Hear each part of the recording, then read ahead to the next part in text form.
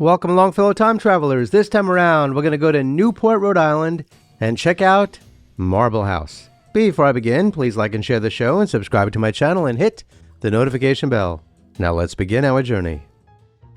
Marble House, located on Bellevue Avenue in Newport, Rhode Island, is a dazzling emblem of the Gilded Age, encapsulating the wealth, ambition, and architectural innovation of America's elite. Constructed between 1888 and 1892 as a summer cottage for Alva and William Kissam Vanderbilt, this Beaux-Arts masterpiece was designed by the renowned architect Richard Morris Hunt.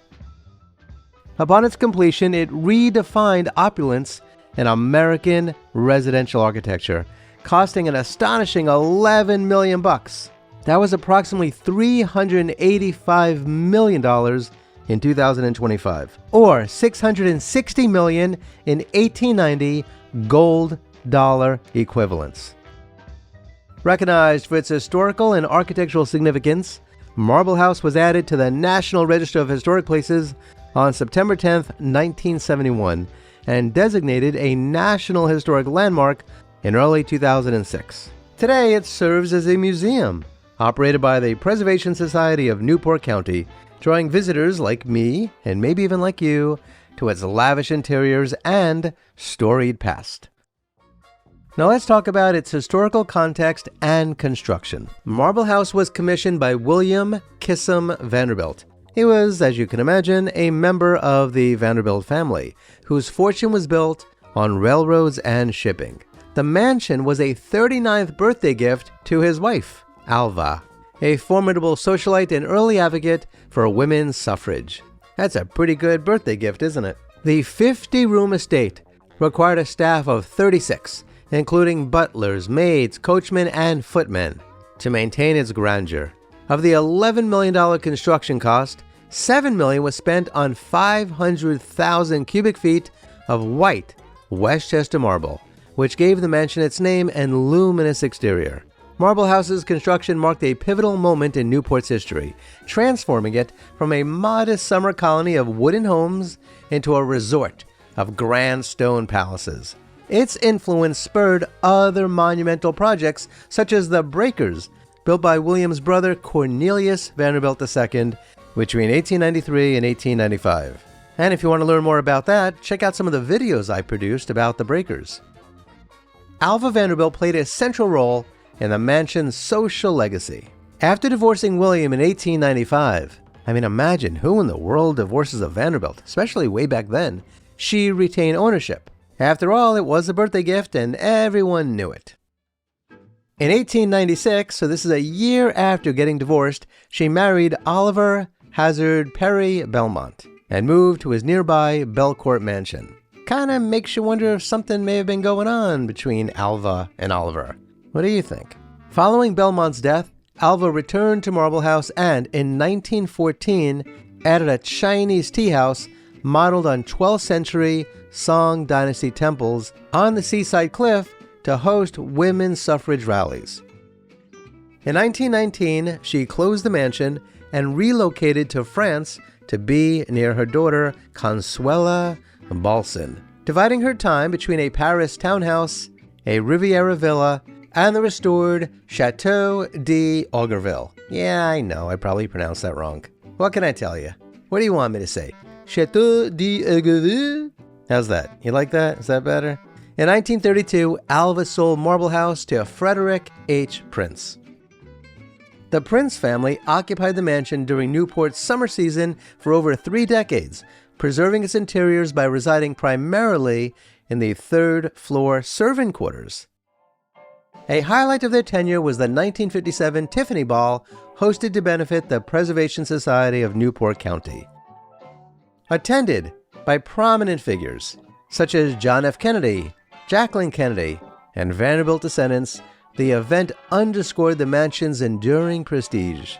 In 1963, the Preservation Society acquired Marble House from the Prince Trust, with funding from Harold Sterling Vanderbilt. The Prince family donated nearly all the original furniture, ensuring the mansion's historical authenticity.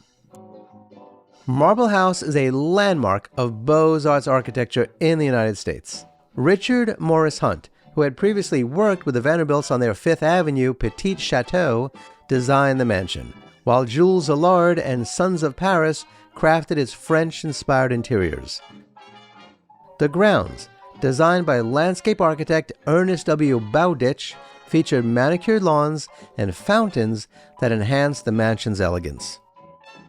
The U-shaped mansion appears 2 stories from the exterior, but encompasses 4 levels: a basement with kitchen and service areas, ground floor reception rooms, second floor bedrooms, and a concealed 3rd floor servant quarters. Its load-bearing brick walls are clad in white Westchester marble, detailed in the style of 17th and 18th century French neoclassical architecture. The facade is defined by 2-story Corinthian pilasters framing arched ground floor windows and rectangular second floor windows. A curved marble carriage ramp, fronted by a semicircular fountain with grotesque masked waterspouts, spans the western facade facing Bellevue Avenue. The central western facade features a monumental Tetra-style Corinthian portico, often likened to the White House. The north and south facades mirror this design, while the eastern facade, facing the Atlantic Ocean, includes wings that semi-enclose a marble terrace with a balustrade.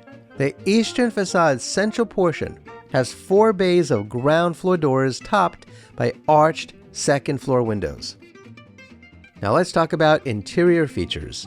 The interiors of Marble House are a testament to Gilded Age extravagance. Entry is through 2 French Baroque-style doors, each weighing 1.5 tons. The stair hall, a 2-story space, features yellow sienna marble walls and a grand staircase with wrought iron and gilt bronze railings modeled on Versailles. An 18th century Venetian ceiling painting of gods and goddesses crowns the space. The Grand Salon serves as a ballroom and reception room. It features green, silk-cut velvet upholstery and carved wood and gold gilt panels depicting classical mythology. The ceiling, adapted from Versailles' Queen's Bedroom, includes an 18th century French painting of Minerva. The Gothic room was designed for Alva's medieval and Renaissance collection. The Rococo-style library, used as a morning room and library, has carved walnut doors and bookcases. The dining room, clad in pink Numidian marble with gilt bronze capitals and trophies, replicates the fireplace in Versailles' Salon de Hercule and features a ceiling with a hunting and fishing motif around an 18th century French painting. Alva's second floor bedroom, in the Louis XIV style, includes a 1721 circular painting of Athena. Now you might be wondering when and where you may have seen this house before.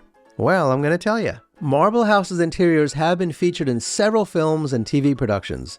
Scenes from the 1972 to 1973 series America, the 1974 film The Great Gatsby, the 1995 miniseries The Buccaneers, the 1997 film Amistad, and the 2008 film 27 Dresses were filmed on site. And in 2012, Victoria's Secret shot a holiday commercial at the mansion.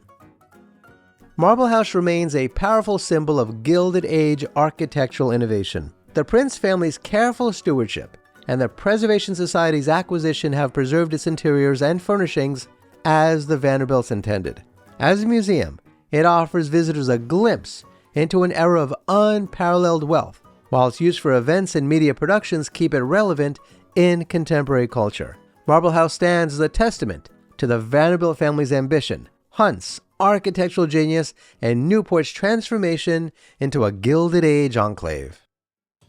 So, what do you think of the Marble House? If you're rolling in dough, would you live in a place like that? You know I would. Have you ever been there? If not, do you plan to go? Please share your thoughts in the comments below. Kindly remember to like, share, and subscribe, and hit the notification bell. Please check out the links below to learn how to support my research and productions. Kindly be kind to all of our fellow Earthlings, and please do not harm them.